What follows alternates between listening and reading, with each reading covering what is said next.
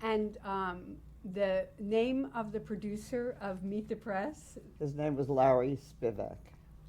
And Larry Spivak went around telling the world that he originated Meet the Press, that he was the founder of it, that he put it together, that it was his show, that he owned it, et cetera, none of which was true. And I feel for the record we should put that very clearly on record because this happened to many women in those days. And Meet the Press is still a very important part of our broadcast programming. And we should all know that it was Martha Roundtree, this extraordinary woman, who founded it, who dreamed it up, and who made it successful. So describe Martha and tell me about what you two did together. Oh, well, Martha Roundtree, as I started to tell you before, was the wife of this client of my husband's and was a great personality and a journalist. She was also politically to the right of Attila the Hun, and I was on the other side. So we made a good team because between the two of us, we would have balanced programming.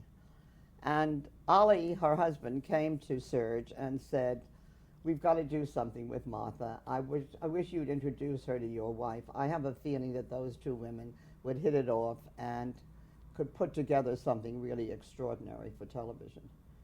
Well, Martha has all kinds of ideas, and Lucy has the connections and the personality to pull it off. And so we met, and she told me about what she wanted to do in Washington. They lived in Washington, and she knew everybody. And Dwight Eisenhower had just become president, and Richard Nixon vice president. And she said, you know, if I can get airtime, I really could put together something quite exciting.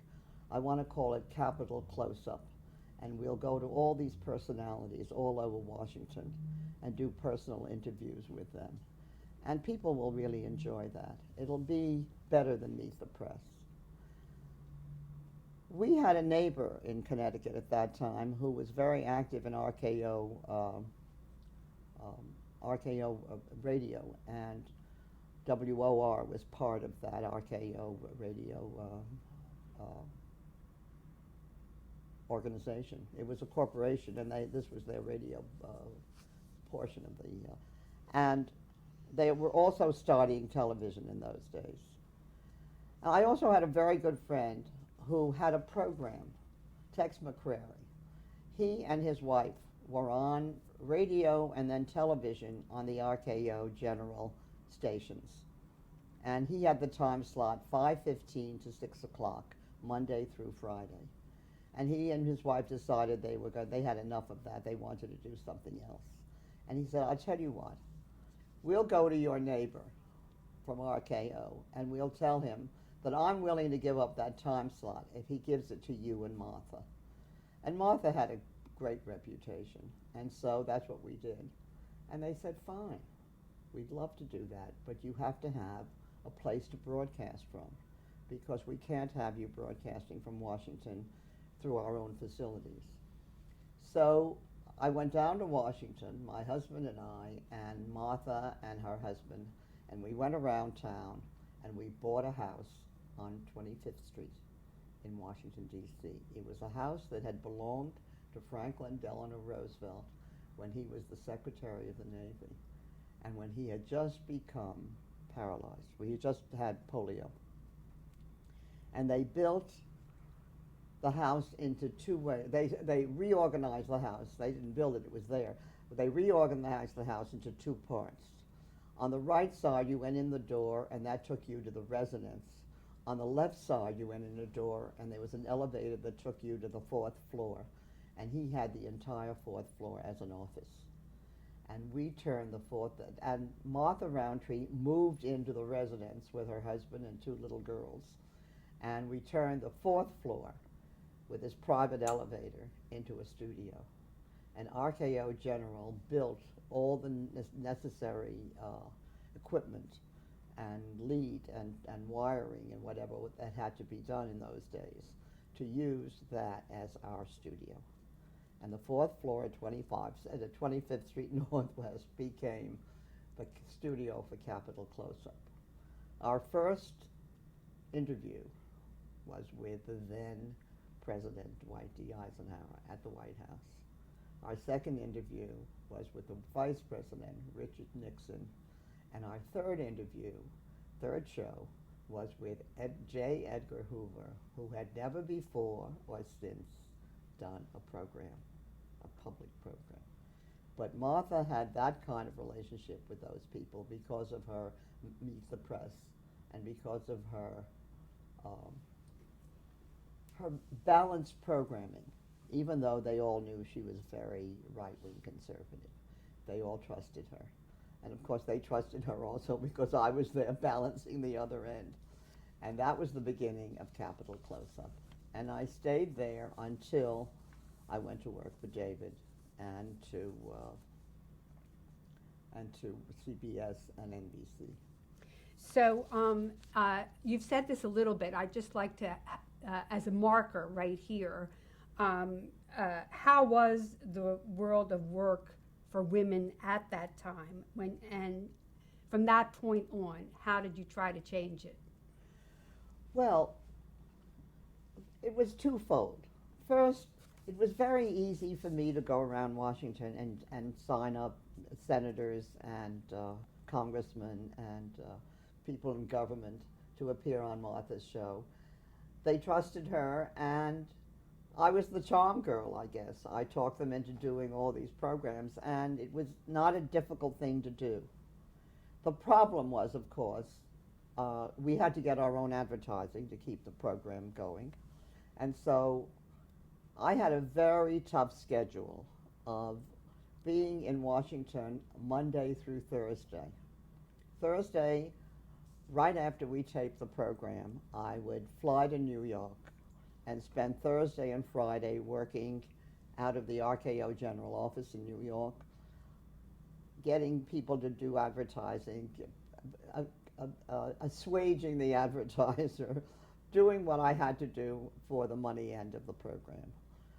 Friday afternoon, Saturday and Sunday, I was in Connecticut with my family. Fortunately, there was a helicopter field a mile away from my home, Chapin Point in Connecticut. And that helicopter took me to the airport in LaGuardia, where I was able to get a plane to go to Washington and was able to come back the same way. So, and it wasn't it didn't take terribly long. It was still better than going by train, going into New York and going by train. So Monday through Thursday, I was in Washington. Thursday and Friday, I commuted from Connecticut to New York, working on the finances. And Saturday and Sunday, I was with my family. Monday morning, we started the schedule all over again. It was tough because there weren't many women around. And women that were in the advertising agencies, for example, were not helpful. I remember trying to do business with Foot Cone Belding, and there was one woman who was a vice president there. And when I came up to see her, she said, you know, we should keep this for ourselves. You know, they think, they being the men of the corporations, they think that we are really very special and we are smarter than anybody else. But if we get a lot of women in there, they'll see that we're all the same, and that'll be very tough competition. And I walked out on that woman. I never did business with Foot Cone Belding until she was fired. And then I went back there again when I was at NBC and did a program with them. It was tough enough for women, but to have women not help each other was even more discouraging and tougher. And that happened very often. I always felt that if I had women around me and they were successful and they did well, that reflected well on me. That made life easier and better for me. And I've been that way all through my career. As we will discover when we get on, you will see what I was able to do when I rose in the ranks at NBC. So let's go back to Irving Gitlin, and he brought you with him to NBC. Right. So what program did you work on? First, I covered the campaigns and the elections. It was the time of Kennedy and Nixon running against each other. And I covered the Nixon campaign for a little while, and then I was shifted over to the Democrats and covered the Kennedy campaign, and became very friendly with Pierre Salinger, who was the press secretary to JFK, and got to know the president. And in fact, when he won and had a big we were all down in Palm Beach at the time, and we had a big celebration at his father's house in Palm Beach. And he went around the room with those who had been following and had been covering the campaign and the election. He said, "What are you going to do? What are you going to do? What are you doing?" He got to me and I said, "I'm going to produce the nation's future." And he said, "Like hell you are, I was just elected to do that." So then I explained what the nation's future was. And Gitlin had put me in charge of that program as a co-producer with a man who eventually went to Columbia and became a professor of television in Columbia. Before you go on to the nation's future, I'd just like you to define, when you say you covered the Democrats, you were the line producer for the NBC correspondent? No, I did color stories. You were on air? Yes. You were the on air? No, I was never on air. No, I was never in front of the camera. I was always behind the camera. I did color stories. I would use Sandra Van Oker mostly, or whoever was covering locally. Sometimes it was Jack Chancellor, whoever was. So you produced Sandra Van Oker, or you produced John I produced colorful stories. They were the side story. They weren't the hard news. And Irving Gitlin was the president of NBC News? No, he was never president of NBC, unfortunately. He became an executive producer. He was a vice president, and he had several departments under him: the white papers, the nation's future, individual documentaries, and one other project that I forget the name, what it was called then. And running all those various productions was the background for him to eventually step into the job of president of NBC News. Unfortunately, he developed cancer and he died young, but did some really incredibly wonderful things on the air, and was a great friend and a great mentor and a great inspiration for me and a great help. At the end of Nation's Future, I wanted to branch out into documentaries. He knew that I was really gung-ho on making television a field for understanding other peoples of the world. He knew I wanted to get out and do films all around the world so that American audiences would understand what this world was about and who are these people. Who are the people who lived in Russia? Who are the people who live in France? Who are the people who live in England? What is their tradition? What is their history? What is their culture? What are their dreams? That only that way, even the Germans right after the war, in that way would we be able to establish some rapport. And I felt that that's what television should be for. And he understood that. And the first thing I wanted to do was the Kremlin in Moscow.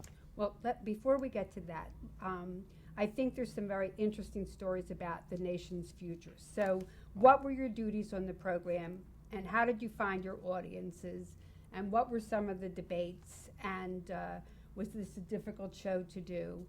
And let's talk about that. We were on the air, believe it or not, on Saturday night from 9 to 10 p.m. I mean, that is prime time of prime times. You will never find that again. I mean, now, what you see on Saturday nights are either Saturday Night Live or movies or some of the best, high-toned, high-paying celebrity programs. I mean, but this was strictly a debate show, 1 hour, between two people with Ed Newman as the moderator. I mean, there was somebody before Ed Newman, but he only lasted a short time.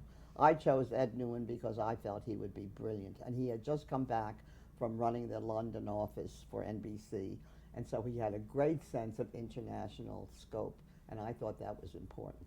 I was global thinking long before that became a popular phrase. And so we would do subjects that were of importance to the nation, that could change the nation. Should politics be presented from the pulpit? Should religious people be allowed to use the pulpit as a means of politicizing their community? Should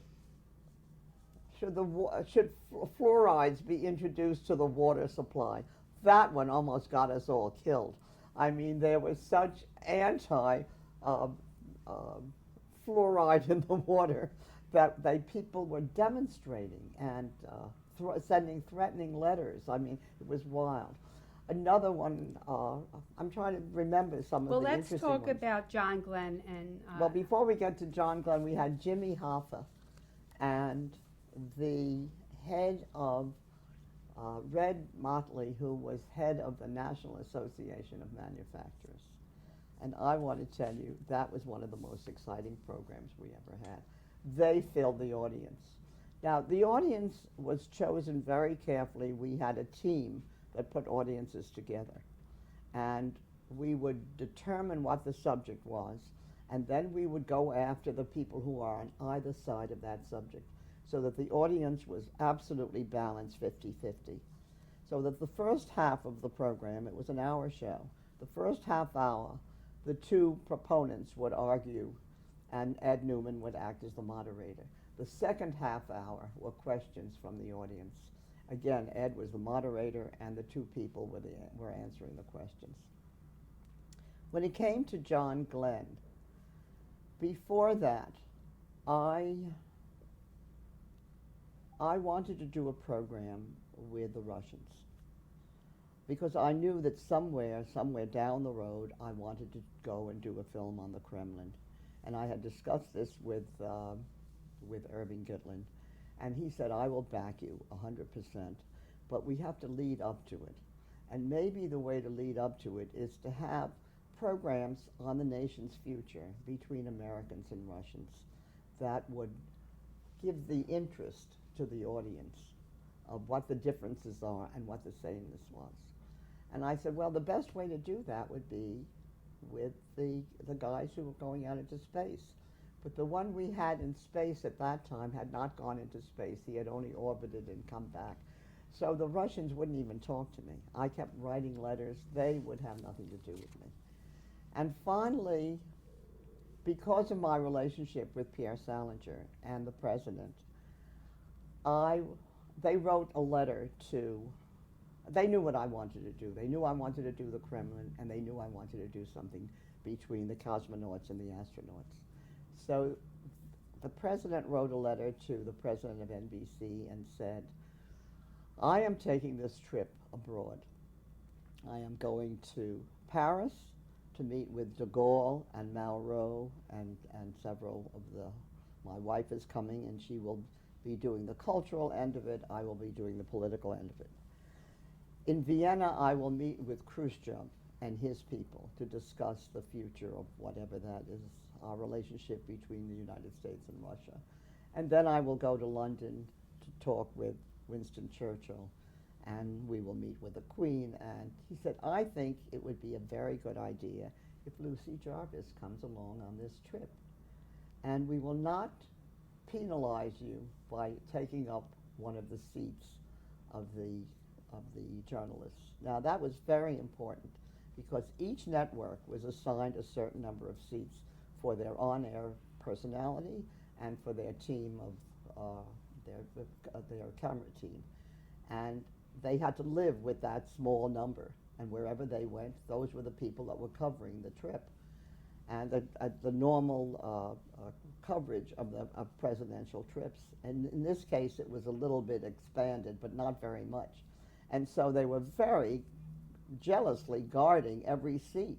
So they were not about to give up a seat to Lucy Jarvis.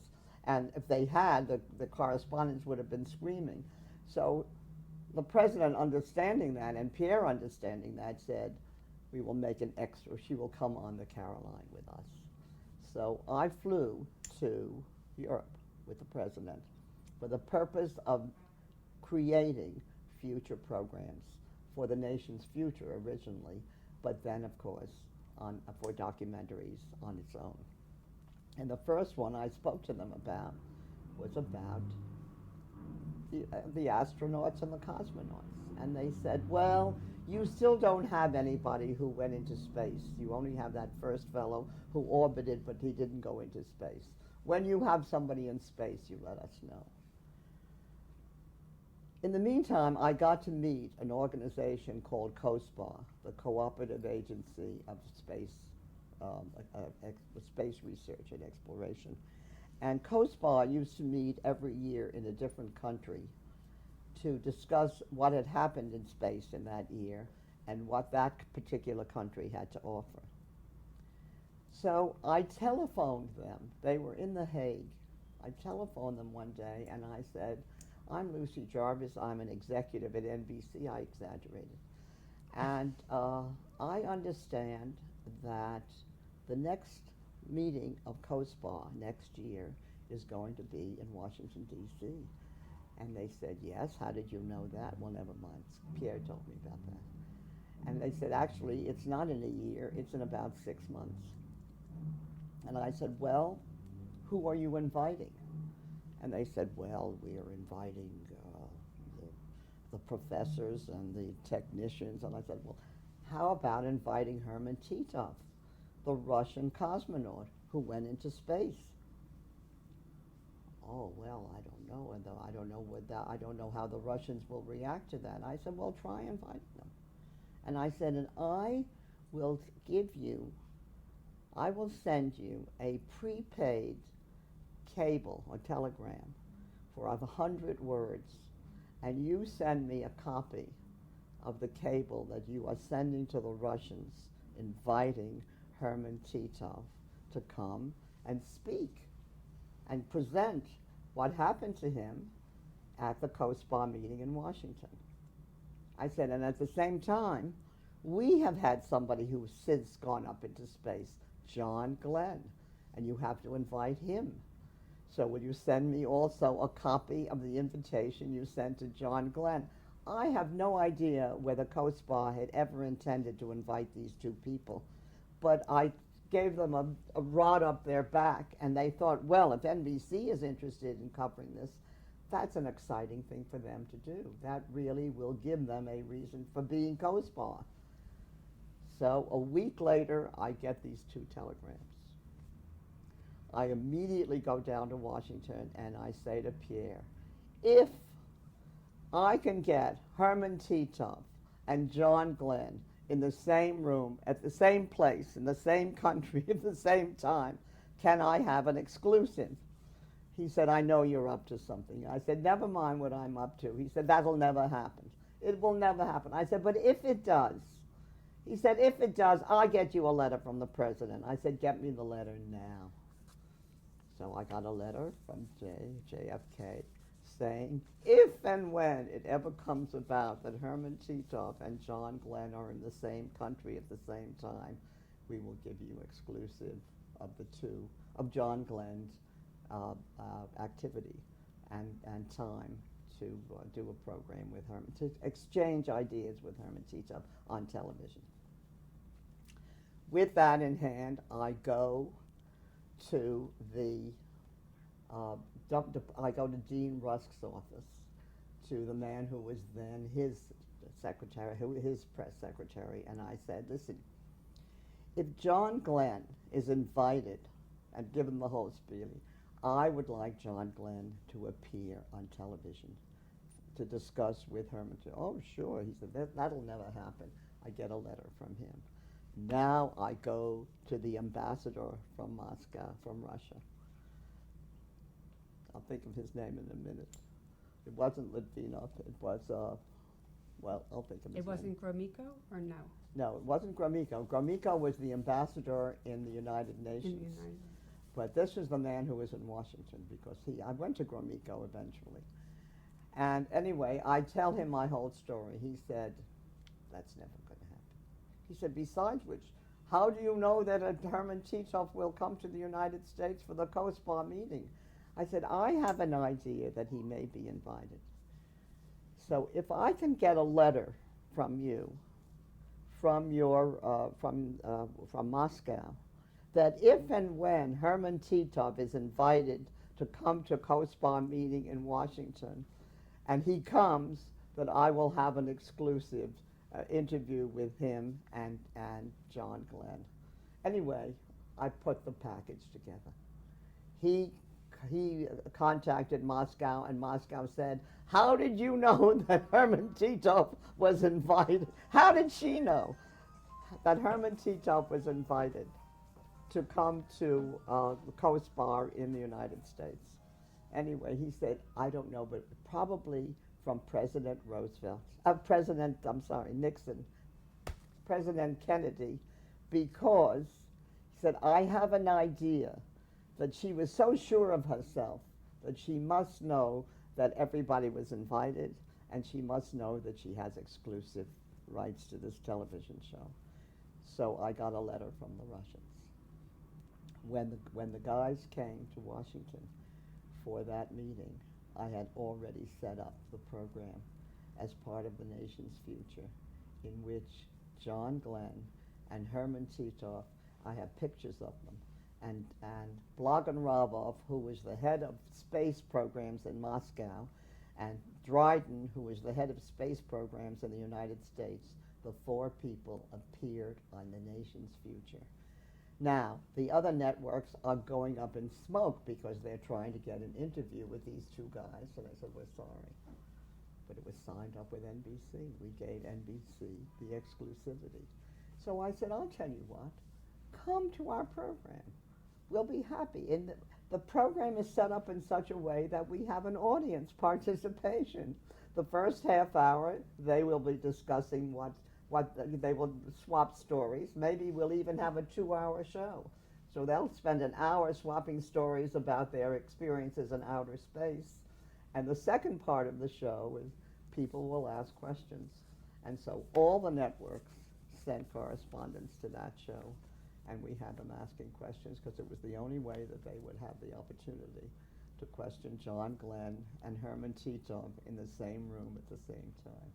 And did the other networks also carry your feed?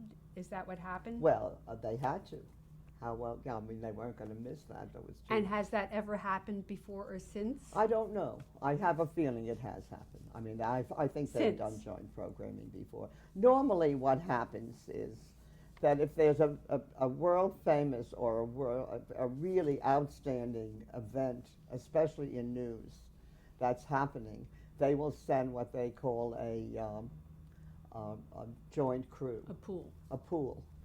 And the pool covers for all three networks. At least in those days they did. They'd cover for all three networks. It's like the inauguration or one of the other major projects that's happening in the news department or in the news area, that a pool is sent and all three networks carry the same. So that's what they did here. They had their own person, of course, probably act as anchor and intro and close and asking questions.